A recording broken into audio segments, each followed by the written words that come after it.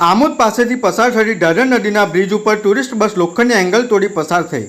પોલીસે માત્ર 500 રૂપિયા દંડ લઈ સંતોષ માન્યો। ગંભીરા બ્રિજની દુર્ઘટના બાદ ઢાઢર નદી ઉપરનો જર્જરિત બ્રિજ પણ ચર્ચામાં આવ્યો હતો, જેથી જિલ્લા વહીવટી તંત્ર દ્વારા મોટા અને ભારદારી વાહનો ઉપર પ્રતિબંધ મૂકી દીધો હતો। છતાં કેટલાક મોટા વાહનો બ્રિજ ઉપરથી પસાર થતા હોવાના વિડીયો સામે આવ્યા હતા। ત્યારે તંત્રે 3 મીટરથી ઊંચા ભારદારી વાહનો પસાર નહીં થાય તે માટે ઢાઢર નદીના બંને છેડા ઉપર લોખંડની એંગલ લગાવી હતી। તેમજ બંને છેડે પોલીસ બંદોબસ્ત પણ ગોઠવી દેવામાં આવ્યો હતો।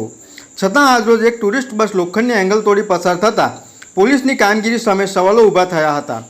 ઢાઢર નદીના બંને છેડે લોખંડની એંગલ લગાવી તેમજ 24 કલાક પોલીસ બંદોબસ્ત હોવા છતાં લોખંડનો એંગલ તોડી ટુરિસ્ટ બસ પસાર થતાં જિલ્લા કલેક્ટરના જાહેરનામાનો ભંગ થયો હોવાનું જાણવા મળ્યું છે।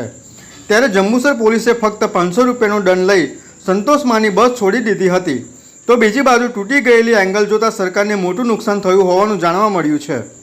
VMP news, think positive.